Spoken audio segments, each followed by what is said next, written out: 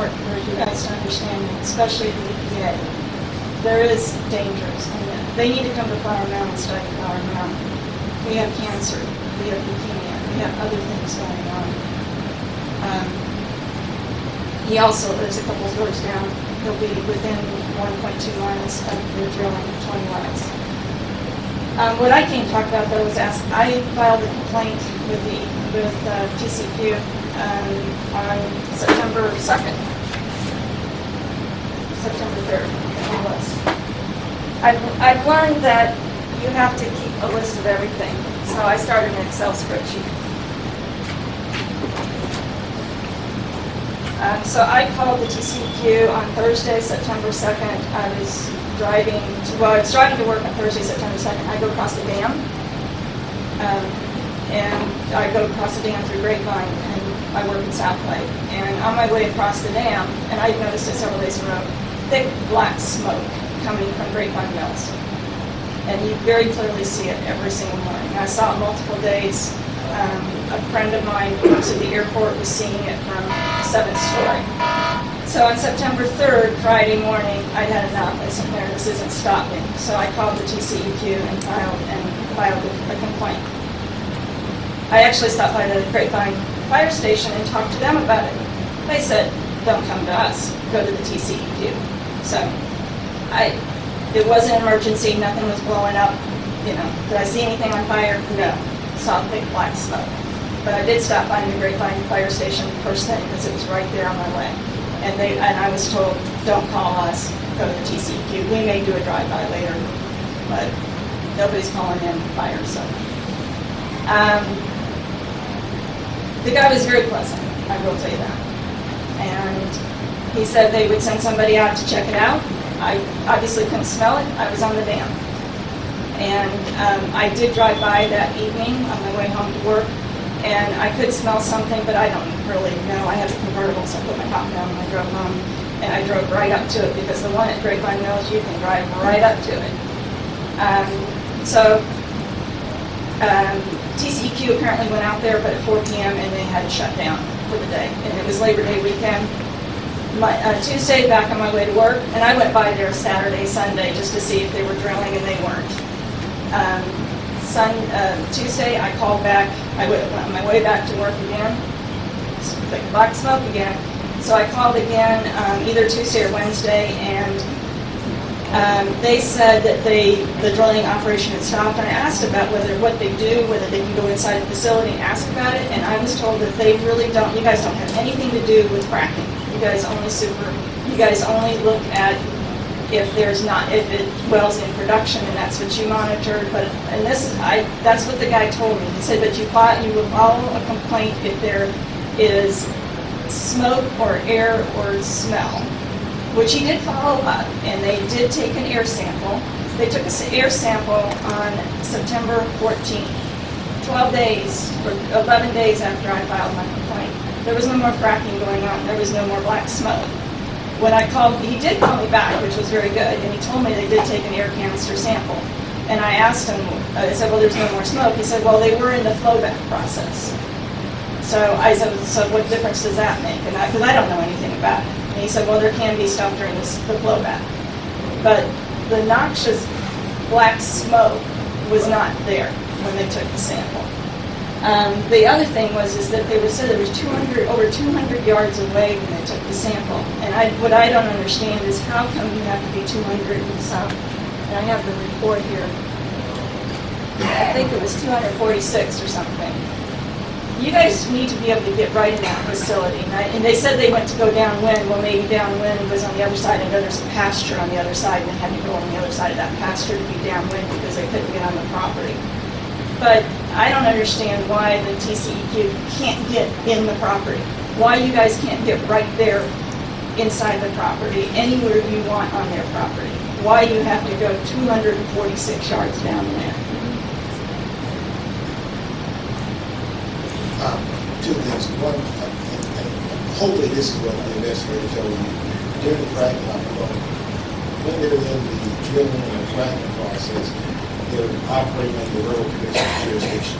There is not an organization that we have that addresses fracking. So that's a process that's under the Railroad Commission jurisdiction. So what I hope that he told you is that there are no authorizations from us for that process. Right. What we are allowed to address at that point are area issues that might cause nuisance off-site. And that is the part of the second answer is that since that's all that we can address during that fracking process is off-site emissions and the impact off-site, is that we can't take those samples during that process on properly documented violation.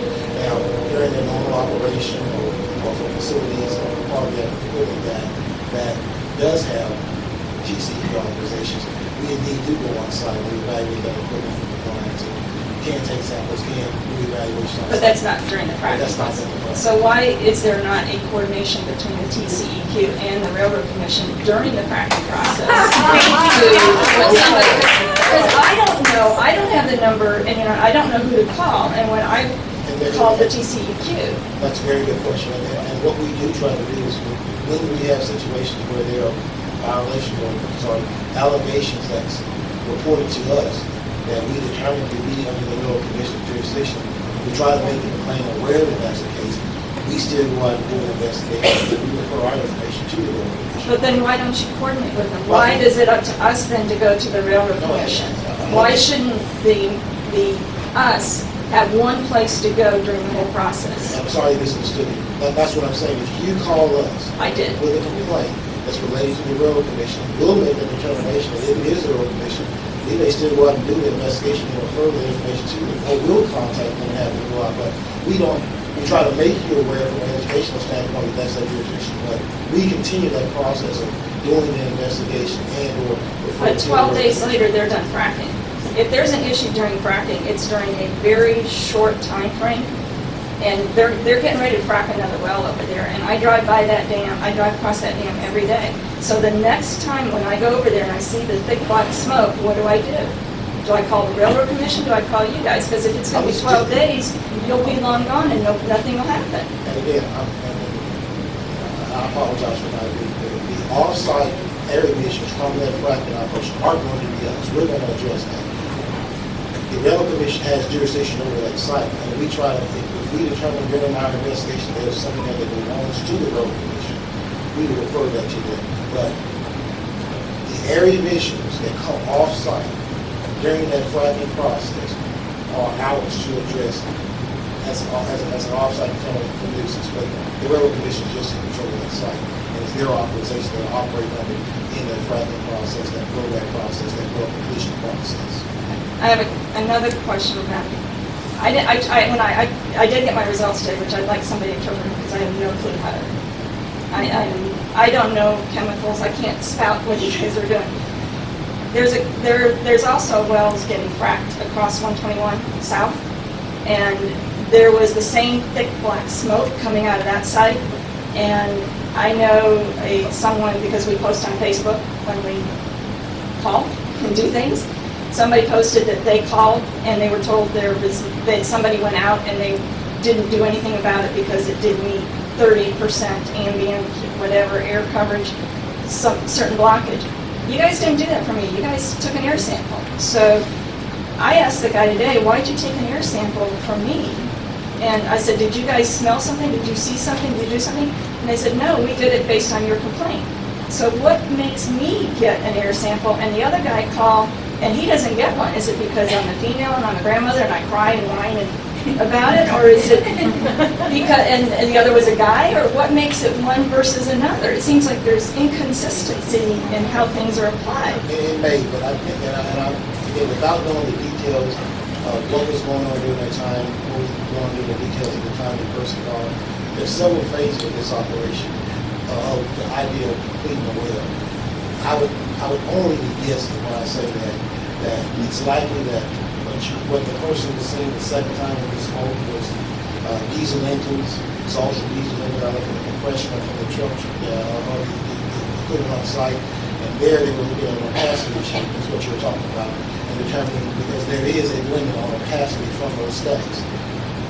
When you start talking about blowback processes, now we're talking about VOCs from the processed water and the return water that's coming back after they've done that fracking process, and there we're trying to get But your guy told me that you guys took the air sample based on my single call regarding the smoke I saw coming out, which I'm very pleased about, but it just seems inconsistent with them telling the other guy. And again, I'm not familiar with the specifics, but I think that the answer I'm giving you is pretty correct.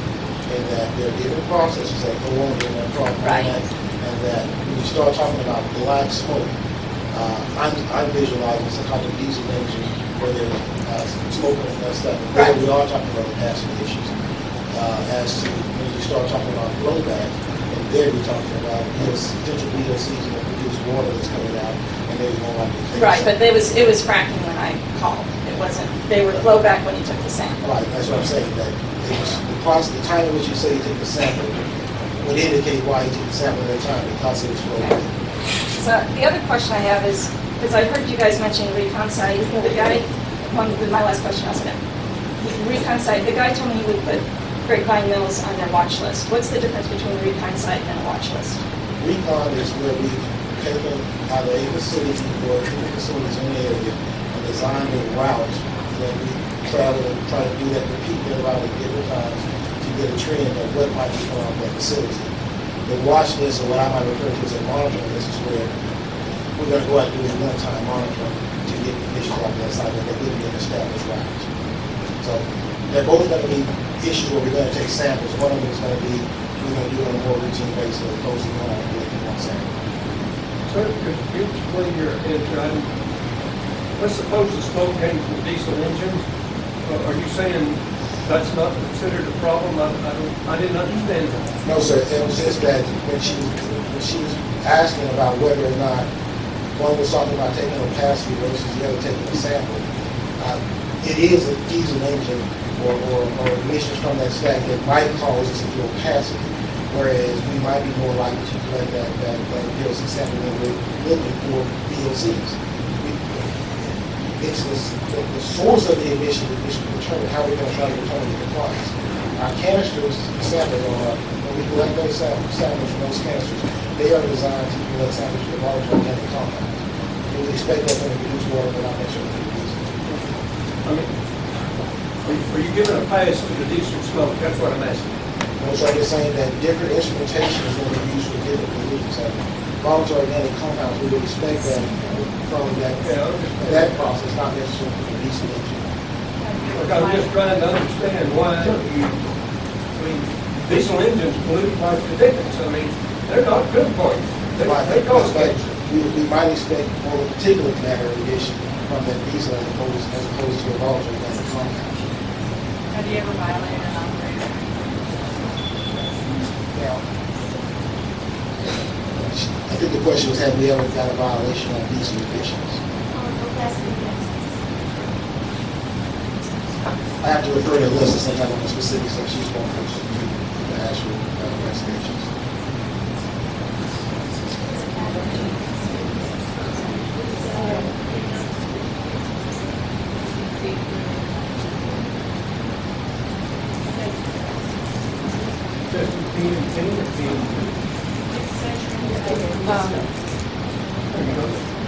My name is Sandra Denbraver. I'm from Arlington, Texas, and I live less than 600 feet from the Friesen oil and gas drill site.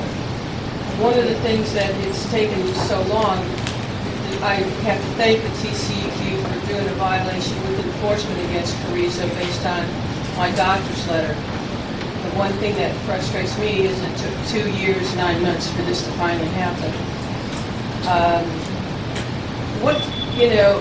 In that time, the TCEQ inspectors that would come out, they had the 3 other doctor's letters, and yet those were never used. And the same information was there, not to the extent, but the same information was there showing what I was that I was making the same complaints, and my doctor was verifying that.